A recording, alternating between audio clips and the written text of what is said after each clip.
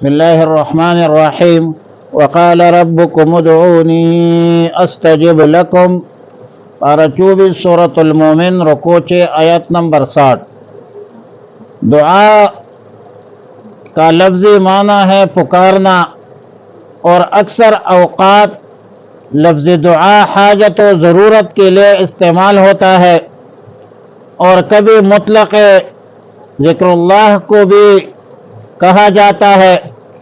آیت مذکورہ میں امت محمدیہ کا خصوصی اعزاز ہے کہ امت محمدیہ علی صاحبہا الف تحیت و سلام کو دعا مانگنے کا حکم دیا گیا ہے، اور اللہ کے طرف سے قبولیت کا وعدہ بھی ہے، جبکہ دعا نہ مانگنے کی صورت میں عذاب کی وعید ہے۔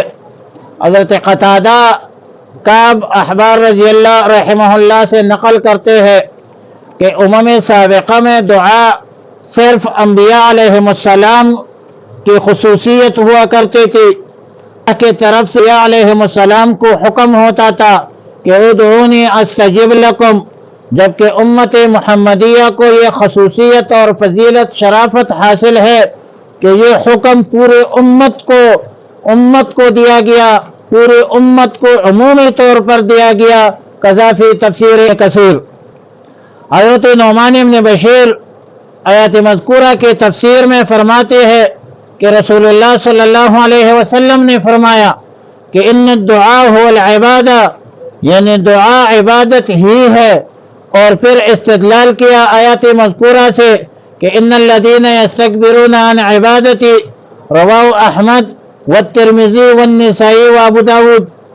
تفسیر مظہری میں ہے کہ ان الدعاء والعبادہ قصر المسند علی المسند الیہ کے قبیلے سے ہے، اور معنی یہ ہوگا کہ ہر دعا عبادت ہی ہے، اور قصر المسند علی المسند کے طور پر مفہوم یہ ہوگا کہ ہر عبادت ہی دعا ہے۔ ظاہر ہے کہ دعا عبادت ہے، اور ہر عبادت دعا ہے۔ عبادت نام ہے انتہائی عجز، انکساری، تزلزل اختیار کرنے کا، جو مفہوم ہے عبادت کا، بندگی کا، عبادت کا، عبدیت کا۔ بلکہ دعا کا اطلاق تو کبھی ذکر اللہ پر بھی ہوتا ہے۔ حدیث العرفات میں ہے کہ رسول اللہ صلی اللہ علیہ وسلم نے فرمایا کہ یہ کلمہ فرمایا کہ لا الہ الا اللہ وحدہ لا شریک لہ لہ الملک ولہ الحمد وہو علی کل شیء قدیر، رواہ ابن ابی شیبہ۔ آیت مذکورہ میں دعا ترک کرنے والوں کو، دعا نہ کرنے والوں کو، دعا چھوڑنے والوں کو جہنم کی وعید سنائی گئی، جو بصورت استکبار ہے کہ ایک شخص اپنے آپ کو دعا سے مستغنی سمجھ کر دعا کو چھوڑ دے تو یہ علامت ہے کفر کی، ورنہ عام طور پر، عمومی طور پر یہ ترک دعا گناہ نہیں ہے۔ البتہ باجماع امت دعا افضل الاعمال ہے، دعا ایک مستحب عمل ہے۔ قذافی تفسیر ابن کثیر۔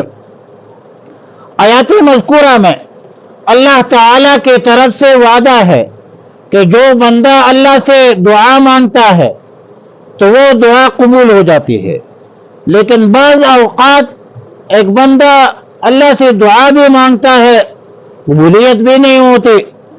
اس سوال کا جواب حدیث میں ہے جو سیدنا ابو سعید الخدری رضی اللہ الباری سے منقول ہے کہ رسول اللہ صلی اللہ علیہ وسلم نے فرمایا کہ مسلمان جو بھی دعا کرے، اللہ سے مانگتا ہو تو اللہ تعالی عطا فرماتے ہیں، بشرطے کہ اس میں کسی گناہ یا قطع رحمی کی دعا نہ ہو۔ اور دعا قبول فرمانے کی 3 صورتیں ہیں۔ نمبر 1، جو مانگا گیا وہی مل گیا۔ نمبر 2، جو مانگا گیا مطلوبہ چیز کے بدلے اس کو آخرت میں اجر و ثواب مل جاتا ہے۔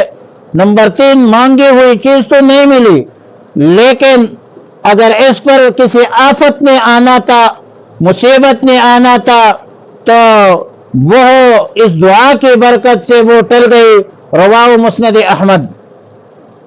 دعا کی قبولیت کے حوالے سے کوئی شرائط نہیں ہے، نہ دعا کے لیے کوئی وقت مقرر ہے، نہ دعا کے لیے کوئی طہارت شرط ہے، نہ باوضو ہونا شرط ہے۔ البتہ بعض احادیث معتبرہ روایات صحیحہ میں بعض چیزوں کی موانع قبولیت کا ذکر ضرور موجود ہے، جیسا کہ سیدنا ابو ہریرہ رضی اللہ تعالی عنہ سے روایت ہے کہ رسول اللہ صلی اللہ علیہ وسلم نے فرمایا کہ بعض آدمی بہت سفر کرتے ہیں، آسمان کی طرف ہاتھ اٹھاتے ہیں، فیقول یا رب یا رب، اے میرے پروردگار، اے میرے پروردگار کہہ کر اپنی حاجت مانگتے ہیں، مگر اکلہ حرام وشربہ حرام ولبسہ حرام فکیف یستجاب الدعوات۔ اس کا کھانا حرام ہے، اس کا پینا حرام ہے، اس کا لباس حرام ہے، تو پھر ان کی دعا کیسے قبول ہوگی؟ رواہ مسلم۔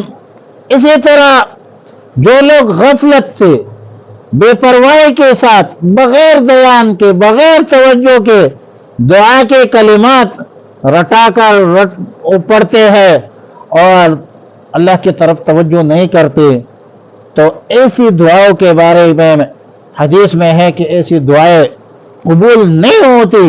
رواہ الترمذی عن ابی ہریرہ رضی اللہ تعالی عنہ وعنہم اجمعین۔